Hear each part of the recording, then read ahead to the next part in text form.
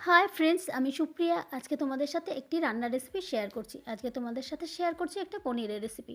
পেঁয়াজ কুচি, টমেটো কুচি, রসুন, কাঁচা লঙ্কা, আদা আর টক দই দিয়ে একটা স্মুথ পেস্ট তৈরি করে নেব। আর পনিরগুলোকে টুকরো টুকরো করে কেটে নিয়ে ওর মধ্যে দিয়ে দেবো অল্প পরিমাণ লবণ আর জল দিয়ে 10 মিনিটের জন্য ভিজিয়ে রেখে দেবো। কড়ার মধ্যে দিয়ে দেবো বাটার। তারপর পনিরটাকে ছাঁকনি দিয়ে ছেঁকে নিয়ে সেই পনিরগুলোকেও দিয়ে দেবো কড়ার মধ্যে। তারপর ওর মধ্যে দেবো 1 চামচ কর্নফ্লাওয়ার আর দিয়ে দেবো কাশ্মীরি লঙ্কা গুঁড়ো দিয়ে হিট কমিয়ে হালকা করে ভেজে উঠিয়ে নেব। তাহলে পনিরগুলো খেতেও ভালো হবে আর একদম সফটও থাকবে।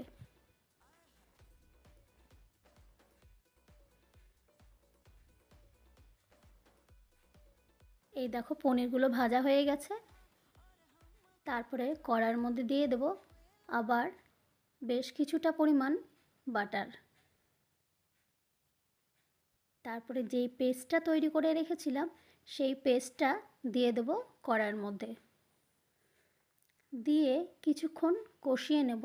তারপর ওর মধ্যে দিয়ে দেব একটা তেজপাতা। তারপর আরেকটু কষিয়ে নেওয়ার পর ওর মধ্যে দিয়ে দেবো কাসুরি মেথি,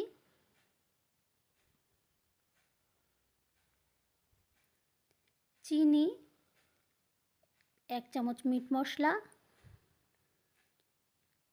কাশ্মীরি লঙ্কা গুঁড়ো দিয়ে দেবো আর 1 চামচ, আর দিয়ে দেবো পরিমাণ মতন লবণ, 1 চামচ হলুদ গুঁড়ো দিয়ে খুব ভালো করে কষিয়ে নেব। তার মধ্যে দিয়ে দেবো ভেজে রাখা পনিরগুলো। তারপরে সব কিছু মিলিয়ে খুব ভালো করে কষিয়ে নেব। তারপরে দিয়ে দেবো 1 চামচ গরম মশলা গুঁড়ো দিয়ে খুব ভালো করে কষাবো যতক্ষণ না পনির থেকে তেল ছেড়ে দিচ্ছে। তারপরে ওর মধ্যে দিয়ে দেবো অল্প পরিমাণ জল। তারপরে যখন ভালো করে ফুটে উঠবে, পনিরটা গাঢ় হয়ে যাবে, তারপরে ওর মধ্যে দিয়ে দেবো আর 1 চামচ বাটার আর নামানোর আগে দিয়ে দেবো ধনেপাতা কুচি। তাহলেই রেডি হয়ে যাবে পিসির হাতের পনিরের রেসিপি, আমার ছেলের পছন্দের।